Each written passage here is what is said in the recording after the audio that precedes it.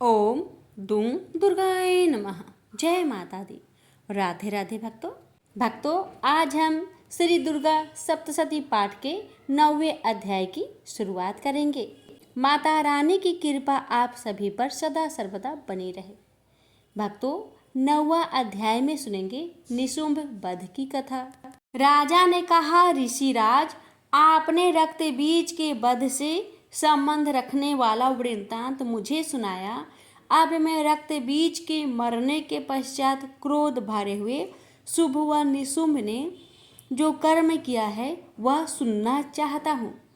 महर्षि मेधा ने कहा, रक्त बीज के मारे जाने पर शुंभ और निशुंभ को बहुत क्रोध आया और अपनी बहुत बड़ी सेना को इस प्रकार सर्वनाश होते देखकर निशुंभ देवी पर आक्रमण करने के लिए दौड़ा।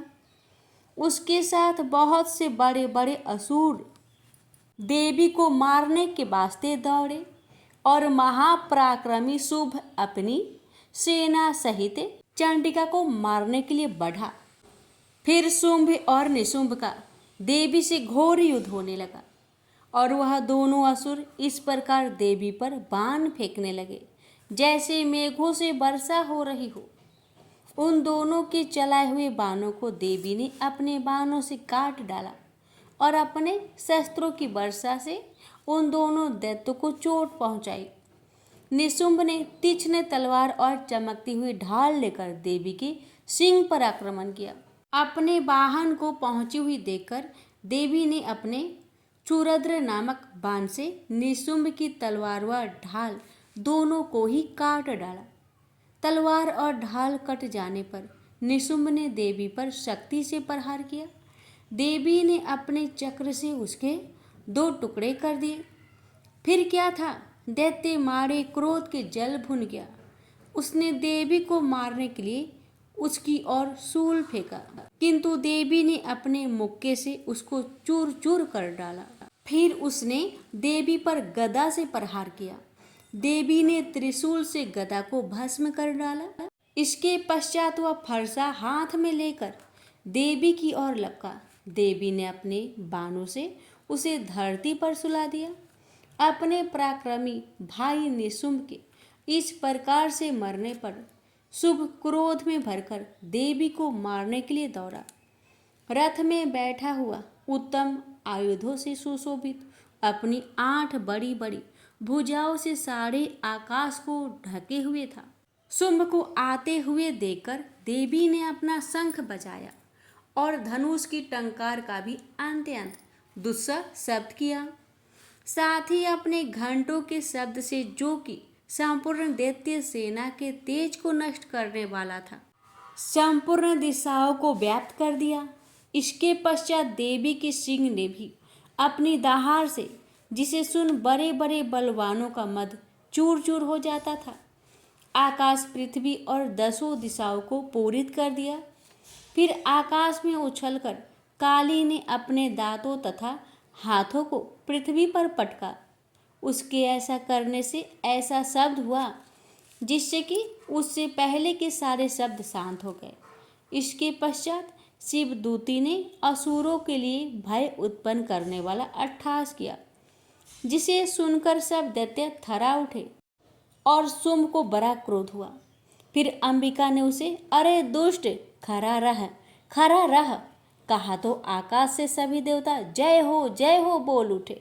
शुंभ ने वहां जाकर ज्वालाओं से युक्त एक अत्यंत भयंकर शक्ति छोड़ी, जिसे आते देखकर देवी ने अपनी महोलका नामक शक्ति से काट डाला।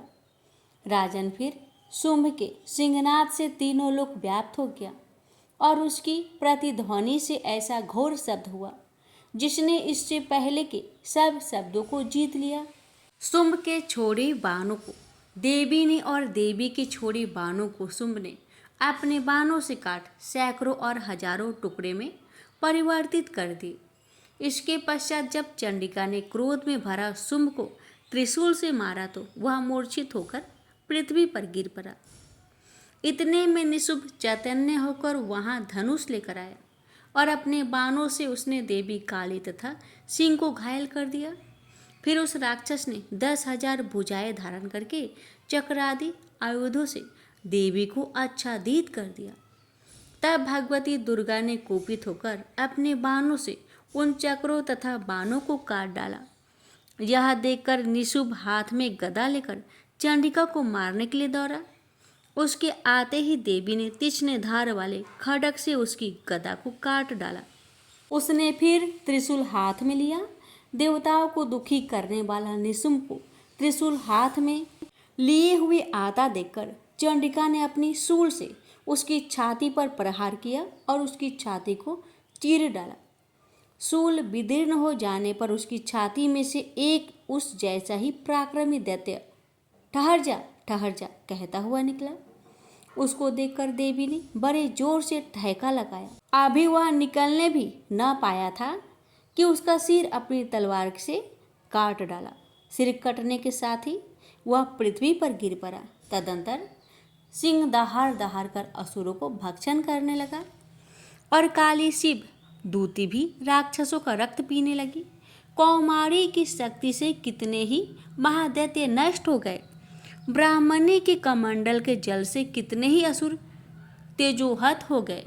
कई दैत्य माहेश्वरी के त्रिशूल से विदीर्ण होकर पृथ्वी पर गिर पड़े और कई बारही के प्रहार से छिन्न भिन्न होकर धराशायी हो गए। वैष्णवी ने भी अपने चक्र से बड़े बड़े महापराक्रमियों का कचुम्बर निकालकर उन्हें यमलोक भेज दिया और ऐन्द्री के वज्र से कितने ही महाबली राक्षस दो टुकड़े हो गए।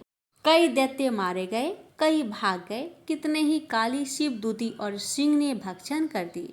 प्रेम से बोलिए जय माता दी। भक्तों, यहीं पर श्री दुर्गा सप्तशती पाठ का 9वां अध्याय संपूर्ण हुआ। इसकी आगे की अध्याय अगली वीडियो में अवश्य सुनिएगा। प्रेम से बोलिए जय माता दी। माता रानी आप सभी पर अपनी कृपा सदा बनाए रखे।